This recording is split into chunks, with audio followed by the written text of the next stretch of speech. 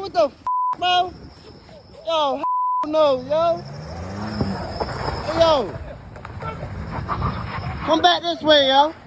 A Baltimore police officer was arrested and charged with attempted murder after prosecutors say he tried to run over a man with his car while on duty, and the whole thing is on video. The officer, Robert Parks, turned himself in and was charged with second-degree attempted murder, assault, reckless driving, and misconduct in office. Parks is talking to this man, and you see the man walk away. That's when Parks jumps in the police SUV and chases after him. And it does appear that he actually clips the man with his car at one point. Baltimore Police Commissioner Richard Worley spoke on the incident, saying, "What is seen in this video is not only disturbing, but alarming. This is not how we expect our officers to behave, and this incident does not reflect the values or standards of the Baltimore Police Department." So the guy was basically like standing there and he was like talking to the guy, and then the guy was like, "I didn't do anything wrong." Then the guy started walking off, and then he like went after him with the car. So, Mr. Rippey, I'll start with you. You feel like the officer was wrong in that incident? Well, according to what I saw and the little bit of stuff that I looked at, consider the fact that I haven't seen the full thing, I don't know what happened. But based on the evidence that I have, the officer is wrong. But I don't know what happened before that. I don't know what that person was guilty of. I just don't know, because for a lot of times I see stuff, like a little small clip, and then hear commentary on it.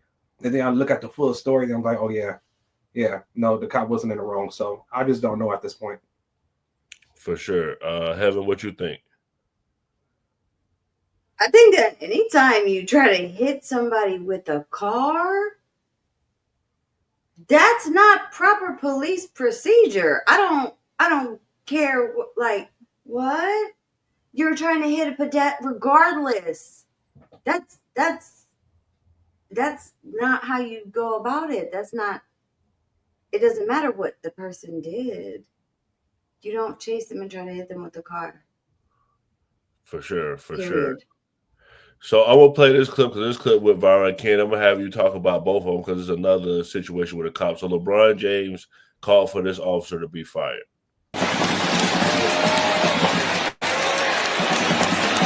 That is trash. Ken, I don't know if you saw that, but a state trooper bumped into the guys going into the tunnel. How did you feel about the guy driving in the car and LeBron James calling for this guy to lose his job for the guys bumping into the guys in the tunnel? So overall, I just was looking it up in Baltimore. Like, I guess this is on all the levels, the base salary for a police officer is $78,000. I could go into how police all day, but they don't make enough money, right, to do the job. I think if there was a way to up those salaries, the behavior would change a little bit, right? A lot of the times, these people with weapons and Batman belts are regular middle class people. You know what I'm saying? They also need therapists. They also need counselors. You know what I mean? They're not trained to deal with the people that they deal with. They're not from those environments.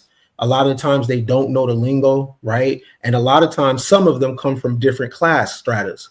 So when you're dealing with the police are at the lower end of the class, they don't know how to deal with them, right? The other thing, I'm not really feeling LeBron saying that. The reason why is because a couple years ago, he was real silent, like about China stuff and Daryl Morey, like a lot of stuff that was going on with the Uyghurs and stuff like that, and how his products is made, how his shoes are made. I'm not really with that, right? Sometimes LeBron is Captain Obvious. Like, he picked the regular trends that's happening on Twitter, and he'd be like a Twitter activist.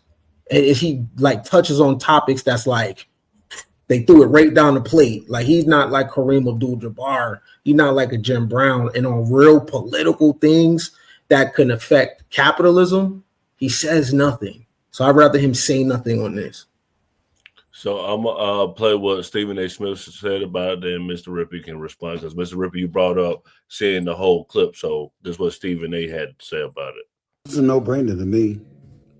Nick Harper from South Carolina catches a pass, scampers down the field for a damn long touchdown run, runs into the tunnel because he's holding his hamstring, and then his teammates come to help him because they know that something must be wrong because he kept going in there and he's holding his hamstring. He comes back out. You can see the officer at the stadium walking in between two players and literally bumps into both of them and flexes his arms out before turning around and telling them to get on out of here and all of this other stuff. We saw it. It's clear as day. It's an automatic suspension. The man shouldn't be allowed to work the game again. What you doing messing with a player like that for? Wasn't somebody in street clothes that you didn't know was a player? You knew exactly who it was. You knew it was a player for South Carolina. You knew that, and you did it anyway. There's nothing to think about here. There's no argument. There's no excuse on the part of the behavior of the officer. He shouldn't even be allowed to cover the games anymore, and definitely should be suspended. So after hearing that, Mr. Rippey, because, he basically ran for a touchdown. He hurt his hamstring. Officer Tatum, I think he was saying that maybe the guy had to get them out of the locker, out of the tunnel where they was at. But what do you think about, the guy being suspended? I think he deserves a suspension. I mean, I agree with Stephen A. Smith 100% in this case. We just saw everything, and we know everything that happened in this case in particular. So I agree with him 100%. The cop was white, right? Yeah, it was a white cop. That's the only reason this is making headlines. Exactly. Yeah, that makes sense. Well, I will play somebody that joked about it, and I'm going to have Heaven respond. Hi, can you tell me if the game's still on? Everyone wants to know what happened at the game and whatnot. With me and those two hooligans who almost jumped me in broad daylight. Everyone say it's my fault this. Well, tough tits. I tell you that much. Tough tits. You want to put your hands on me like a grown man? I'm going to treat you like a grown man, son. Don't you ever And that's the problem with these young jigaboos today. They got their NILs and all this and TikTok that and TikTok this. You need to teach these sons of bitches some manners. Tough tits. Shabuya.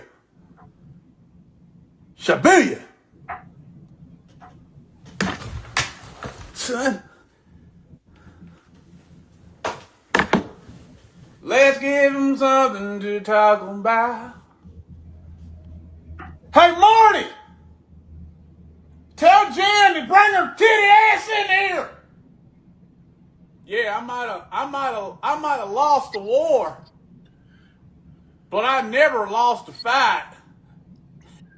Well, it's a long clip. Y'all brought up race. So, Heaven, after seeing that, and do you agree that race is the reason this is blowing up? Because literally a comedian made it about race. I mean, I don't know. I mean, I thought it was funny. I think it is was a racially motivated act. It's not the first time that a white officer has had any type of racially motivated violence towards any person of color. Honestly, what do you think, that because they're athletes that racists see them any different? No, they don't. They just are wealthier. That's it. They don't care. It doesn't matter if you're a Republican or a Democrat. A racist does not care. They see skin color and skin color only. They are ignorant to anything but. So while we're talking about comedians, this comedian went viral for his take on EBT. Got a nice little pistol collection. I'm still out there building houses. That's right. Maintaining my business, loving God. That's right. You know what I'm saying? Always loving God and keeping the faith. That's why I told people when these food stamps and stuff get cut off, don't worry about that. See, black people, we've been getting our shit cut off. We've been getting our doors kicked in and stuff. This is not for us.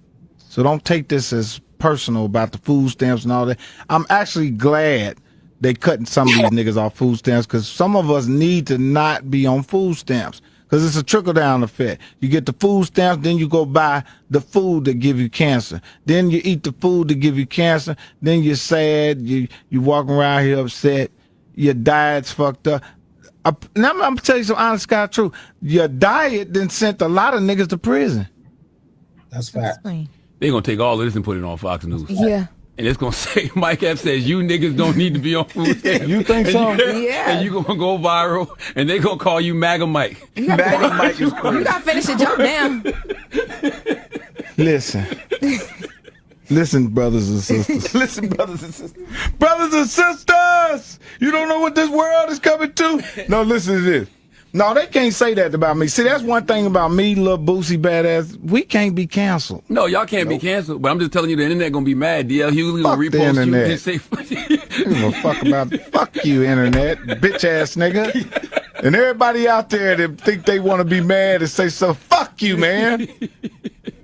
And I'm going to text you, I'm going to say, Mike, your elders is after you. Mike Epps, ladies and gentlemen. It's the Breakfast Club. Good morning. Mr. Rippey, you're MAGA and seeing Mike Epps basically say that. And of course, he got attacked for that. How do you feel about that? You get attacked for the truth. I mean, I know coming from Detroit, I know a lot of niggas on food stamps and again all these benefits that don't need to be getting them. And another thing I want to say, I'm so sick and tired of these ignorant, dumb black celebrities.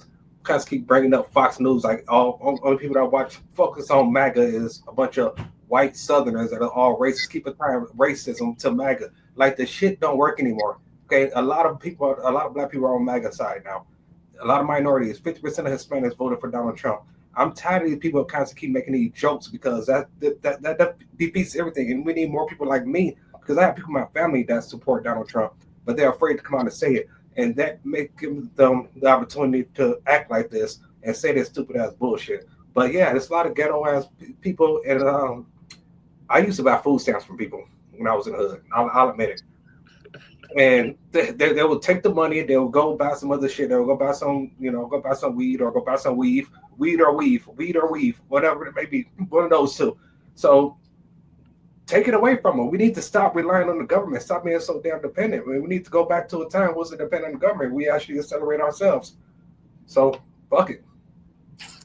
Can you feel like Mike Epps go lose his black card for saying that and him on the Breakfast Club? It don't take much to lose your black card. Yeah, I lost my black card 3 times. All you gotta do is color outside the lines a little bit. Like that's the Negro plantation. But my mama had food stamps. I sold food stamps. I bought food stamps. The thing about it is the bottom part of empire needs to be attached to the government. The bottom part of the empire. Let those that know how to do for self govern themselves. Let them have unlimited access. Let them do what they want. But there is a bottom part of empire. All you have to do is go through Skid Row. All you have to do is walk through certain parts of New York.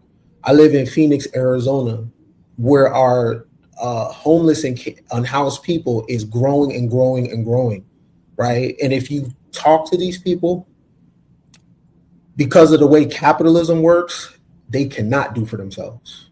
The brain, just whatever's going on with them and wherever they are in space and time, there's not enough jobs for them. They're not going to get a hustle. Right. So what do we do with the people that don't perform in capitalism well? So I think there has to be some type of UBI or some type of food stamp, not for everybody, but for the people that are on the bottom of empire, unless the celebrities are going to take care of them. For sure. Well, Michelle Obama was talking to a comedian, comedian, Tracy Ellis Ross, and she was sending a message to white women. So Heaven will have you respond to this one. About it. Let me explain something to white people. Our hair comes out of our head naturally in a curly pattern. So when we're straightening it to follow your beauty standards, we are trapped by the straightness. That's why so many of us can't swim and we run away from the water. People won't go to the gym because we're trying to keep our hair straight for y'all. It is exhausting and it's so expensive and it takes up so much time. Braids are for y'all so we can work harder and focus on the work. So why do we need an act, an act of law to tell white folks to get out of our hair? Don't tell me how to wear my hair. Don't wonder about it. Don't touch it. Just don't. It just. This is cool. Have you went up and touched the black girl hair and said, "Hey, can I touch it? Just want to know what it feels like." No. But I was raised in a low-income community and mainly by a Haitian woman. So I grew up getting my hair braided with my friend, and that ain't for the weak, first of all. Second of all, yeah, why do black women need a whole act of law to let them do what they want with their hair? Because black men haven't created an infrastructure for black women to wear their hair how they want to wear their hair. So black women have to go into other man's infrastructure. Men created an infrastructure where men and women aren't free to express themselves, point blank, period, whether it be physically, emotionally, regardless. You have to fit in this little box. If you don't fit in this little box, then you're not, I don't know, if you're not white and Southern, then you're not MAGA, right? Which is clearly false. I like to say at that point, Mr. Rippey, thank you for being that person that continues this conversation and being that voice in the sea of people that really spit hateful rhetoric towards the other, party affiliates, the other people who are Democrats and leftists and all the other people, whatever they identify with. I'm really, really glad to have you here, and I'm really glad that you speak out and continue to speak out as a Republican, and that is extremely important. Thanks for that. I appreciate it. But with that being said, I'm so sick and tired of this dude, Michelle, keep constantly pushing this victimhood nonsense, man. First, she get up there a couple years back, and she says she afraid of her daughter getting her driver's license for the first time in driving because of what the racist cops may do to them. Like, chill out, okay? These are the first daughters. They have Secret Service. You constantly keep pushing this garbage out there, trying to create the whole idea of victimhood within the black community. Ain't nobody thinking about you, sir. Ain't nobody thinking about you. Like, chill out. You got $250 million. Your husband was a president. You were the first lady for 8 years. Y'all rich. Y'all killing it. Stop preaching this garbage and focus on something more positive. Like, as a black woman or a black man, whatever he claims to be, depends on what day of the week it is, you can say, here, you can achieve whatever you want to achieve. Look what I did. Look what my husband has done. Look at all these great things. Instead of pushing this divisive garbage, ain't nobody thinking about your hair. Nobody thinking about your hair. That bootstrap mindset doesn't work. Actually, it's wrong, because they were thinking about their hair. Even in the military, there are hairstyles specifically that black women are not allowed to wear. It's been a fight for a long, long time. In a lot of federal jobs and nursing jobs, there's a lot of places that they had to have specific hairstyles. So people were like, maybe not you and maybe not other people, but there are people that did care and did regulate black women's hair, and they have for millennia. Yeah, I'm not disputing that. I agree. Certain jobs you have to have your hair a certain way. The military, definitely. I'm not disagreeing with that. But what she said was to keep up with your beauty standards. Like, why you put that out there? Who said that's the standard? That's the standard beauty right there. I think natural hair is beauty, and I think most black people will agree that black women natural hair is beautiful, extremely beautiful. She wore her natural hair. Exactly. She wore her natural hair. For sure. So while we on black people, we're gonna talk about Blueface, because he attacked his son at a 20v1